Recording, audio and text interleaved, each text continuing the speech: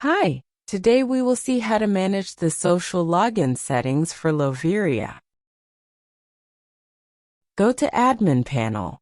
Open the settings from side menu bar. Select the social login setting from the settings drop-down. Click on the switchery for Allow Facebook Login.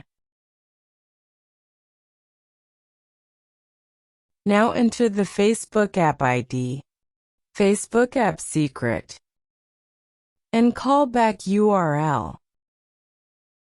Update the setting.